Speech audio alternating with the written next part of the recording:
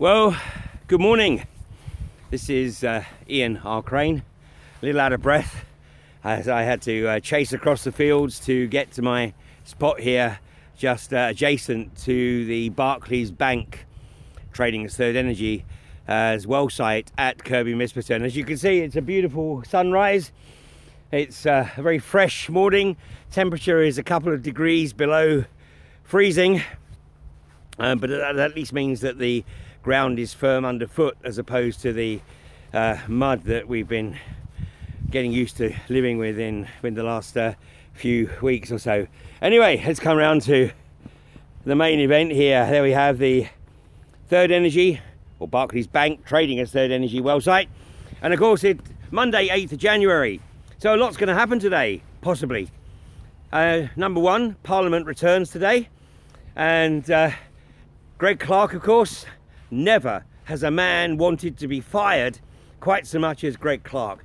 Been hanging on desperately for the last 8 weeks, coming up with a multitude of reasons not to sign off Barclays Bank's application to frack here at Kirkby Misperton. Desperate to get himself off the hook. Of course, he tried to dodge the bullet by going back to Parliament and closing some loopholes in the Infrastructure Act, and at the same time taking the opportunity to say, well, actually, as Secretary of State, I'm really only going to act in an advisory capacity, and the final responsibility for the determination as to whether this should be signed off will be with the Oil and Gas Authority. The reality, of course, quickly unfolded, and the lies, the deceit, the obfuscation quickly unravelled, as it became very apparent that the Oil and Gas Authority is a private, limited company with a single shareholder. And who should that shareholder be? None other than the Secretary of State for Business, Energy and Infrastructure. So, good try, Greg, to say, well, I'm not going to put my name on it. I'm just going to get a company of which I am the only shareholder to sign it off, and therefore convince the British public that I really had nothing to do with it. Well, you have been found out, and you know you've been found out, and now you don't have the bottle, it seems, sadly. And how you think that's going to help your political career, goodness knows, but you haven't had the bottle to make a decision one way or the other. Of course, if you do sign it, you know very well that when this goes pear-shaped, as it will, your name will be forever associated with kicking this industry off in this country. Consequently, ergo, end of your political career. On the other hand, you don't seem to have the bottle to shut it down, because we all know, and any right-thinking human knows, that this is a disaster waiting yours or somebody else's signature. Just waiting to happen. Been sitting here for 8 weeks at a conservative cost to Barclays Bank, trading as Third Energy, of something in the region of certainly between £5 and £10 million. Who's paying for that? Good question. Third Energy, of course, still haven't submitted their accounts. So what's still being shown on companycheck.co.uk is their last submitted accounts, which are for 2015. And back then, the two Third Energy, the primary Third Energy entities, were a combined 90 million in the red. And as we have discussed many times over the last couple of weeks or so, this pad is a safety hazard. And once again, the HSE do not seem to have the teeth to be able to make any judgment on this unsafe working environment.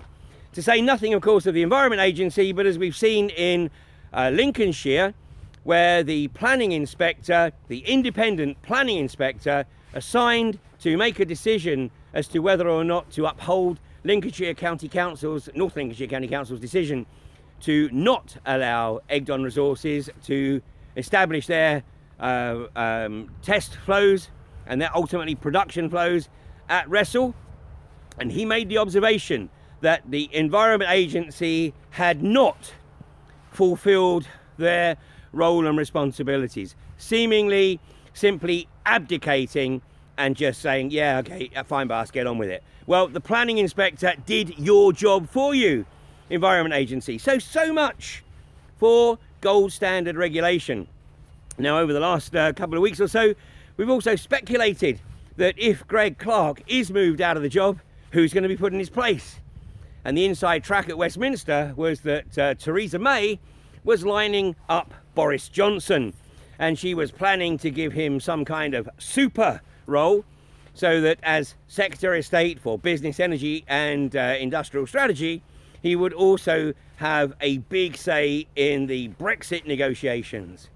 Well, Boris has made it abundantly clear to Theresa May he's not interested, and any attempt to remove him from the Foreign Office will result in him going ballistic. And, you know, like I've said before, he's a buffoon. He plays the role of the buffoon, but he's a very dangerous buffoon. You know, let's not forget that it was Boris's strategy of shutting down fire stations right across London that led to the limited response at Grenfell Tower, a tragedy that we may never know the full implications of what occurred that day. But that's Boris. He is a puppet of the corporatocracy. He's also a member of the Bullingdon Club. And of course, Michael Ashcroft famously revealed that David Cameron, part of his initiation had been to put his todger into the mouth of a dead pig's head. Well, Ashcroft also alludes that this was an initiation process for all of the members of the club. So, you know, these guys are in public office because they went to the right schools, know the right people, and those people have got photographs of them which they will threaten to release if they don't do their bidding. Sad facts. You know, we know that William Hague went from being anti-war in Syria to literally being the cheerleader for bombing Assad's forces, because he was presented with some photographs by an investigator, and was basically told that unless he towed the line, those photographs would be revealed. How do we know that as fact? Because that information was revealed during the Leveson inquiry. So funnily enough, William Hague has quietly drifted into the background, but for the duration he was championing bombing Assad's forces in Syria. So, you know, we have a criminal cabal in Westminster that are controlled by the corporatocracy, and those who seek to ensure that they have something on all of these people so that they will do their bidding. And you know, if you haven't seen the 1994 documentary where the former chief whip of the Tory party makes it very clear that MPs with problems go to the chief whip helps them out with those problems, and he famously mentions it might be something to do with little boys, and he said from that point forward those MPs will do your bidding. Well, that's of course what's going on here, because any right-minded individual knows fine well that the evidence from all around the world shows that this industry should never be permitted to become established in this country. Well, the opposition to this industry just keeps on growing. Last week, of course, we had Tom Pickering of INEOS bragging that they were going to drill under the North York moors. And it's now been revealed from an insider in the North York Moors Planning Committee that central government have apparently alluded to the threat that unless they accede to the INEOS request to drill under the national park from well site locations outside the boundaries of the national park, then they may find their funding from central government greatly reduced. So this is the kind of threat and the manipulation that the corporatocracy pushes on the British government to do their bidding, and then of course they get the people in the county councils and in the planning committees of these areas of outstanding natural beauty to just roll over and do their bidding. Or of course they simply threaten them that they're going to be personally liable potentially for the losses of these companies unless they do sign off the requests. So this is what we're up against. Well, today I'm pleased to announce that there is another protection camp, and this is at Misson Springs, which is right on the borders of South Yorkshire and North Nottinghamshire, and actually Lincolnshire is not that far away either. So it's really caught in that area, and somebody said to me it's like no man's land, because South Yorkshire are not that bothered about it, North Notts are not that bothered about it, and Lincolnshire is definitely not bothered about it because it's off their well off their border. So it seems that, you know, almost anything is allowed to go. And last Friday, when I was at the Misson Springs well site and was putting out the live streams, and everything was calm, everything was orderly and peaceful until such time as the Nottinghamshire tactical support team arrived and made it clear that they had been instructed, their silver commander had been instructed, that 20 minutes was going to be the limit of the protest. Well, I don't see anywhere in legislation as to what the limits of protest are. Of course, INEOS have attempted to establish the limits of protest as zero. Zero opposition, zero tolerance, thanks to Justice Morgan. And of course, that is being challenged by Joe Boyd and Joe Corrie. Well, people from all over saw that footage last week, and effectively it was decided that Misson needed a permanent presence of the protection community. So a camp has been established. So if you're in the South Yorkshire, North Nottinghamshire, North East Lincolnshire area, then please take a trip along and show your support for the new Misson Springs protection camp. And if you put Misson Springs into your sat nav or into Google Maps, it will take you pretty much right to the protection camp. It's on Springs Road, about half a mile south of the iGas well site. And of course the gate at the iGas well site is known as the Rocket Gate. Of course that relates to its previous usage as a anti-aircraft and anti-missile battery protecting the military airfields in the area. Now, this site is actually owned by somebody called Andrew Jackson, an instantly memorable name, of course, because there was indeed a US president by the same name who met an unfortunate end. But anyway, Andrew Jackson, and Andrew Jackson has some history, because it seems that nearly a decade ago he served some time for selling some armoured personnel carriers to the Sudanese government without the appropriate export permit. And of course it completely follows, doesn't it? I mean, it's the mindset. If you're trading in death in one way, then trading in death and you know, the other implications, the ecological devastation associated with this industry, well, it's a small leap, isn't it? So we need obviously more people to focus on the owners of these well sites and help them to come to the realization of the errors of their ways and what they are condemning future generations to have to endure. Now, I've just been asked where I am. I'm at Kirkby Misperton. This is the Barclays Bank frac pad here. Of course, Barclays Bank are trading as Third Energy. Barclays Bank have tried to convince the public that they are going to divest of Third Energy. Well, you know, it's smoke and mirrors. Earlier in the last year, they were 97% owners. Now they claim to be 78% owners, but they sold the other 21% to a subsidiary of, Barclays Bank. So one way or another, doesn't matter how you phrase it, this is Barclays Bank looking to frack here at Kirkby Misperton and waiting for Greg Clark to do whatever or get off the pot. And if Greg Clark isn't going to do it, then Maggie will put somebody into that job. And I've also heard, you know, Jeremy Hunt's name mentioned. Well, you know, he's done a pretty damn good job of destroying the NHS. It's well on its way to being in terminal decline.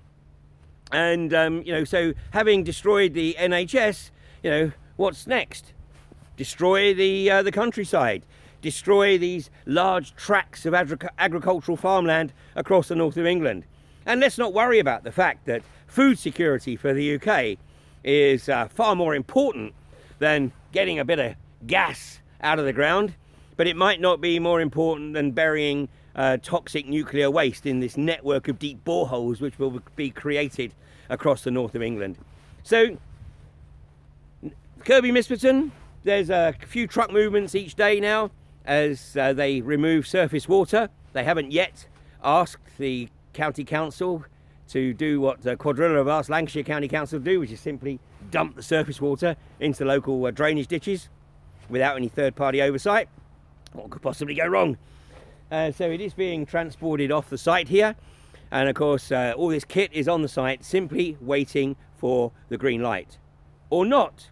And of course, if it is ultimately decided that you know, this well site is not fit for purpose and that you know, it is a hazardous work environment, then obviously that kit's got to come off, and I'm sure that's going to be an even greater expense for Barclays Bank trading as Third Energy. But what do they care? They just print the money. It's just fractional reserve banking. It's just a license to print money and charge the British public interest on the noughts on the screen. So I'm going to be giving my support to the Misson Springs protection camp. And I mean, obviously the early days of the camp are the most demanding because the camp is reliant on the support from the local community for materials. So the primary focus for the camp is going to be getting the basic infrastructure of the camp established. So it's the basic needs right now. So masses of pallets for construction, building materials, you know, screws of all sizes, particularly the 70 and 90 mil screws, so that you know, some protection can be put up against the elements, and I mean, obviously food and water. And so, you know, the people there are very well informed and highly motivated, and my thanks to the representatives from Frack Free Misson, Frack Free Nottinghamshire and Frack Free South Yorkshire, who all contributed over the weekend to getting the Misson Springs protection camp established and secured. So it's all to play for. I gather also there's a lock-on this morning at Preston New Road. So it is now just 2 days over 1 calendar year since Quadrilla started their 6-month project at Preston New Road. Well, they're a long way behind schedule, and in a big part of that is due to the direct action that has unfolded at Preston New Road over the last 11 months, of course, because it was the Kirkby Misperton Protection Camp that kicked off the direct action at Preston New Road with their 4-person lock-on 31st of January of 2017.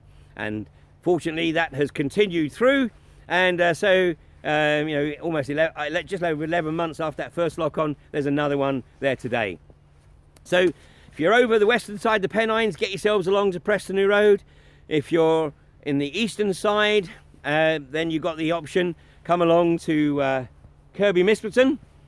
And obviously any day now things could kick off here in a big way, or get yourself down to Misson Springs and support the burgeoning protection community who are certainly going to give iGas a serious run for their money. And the last time, of course, iGas were benefiting from our presence in a big way was at Barton Moss, and it was with great delight that we saw the stock price of iGas absolutely tank during the Barton Moss campaign.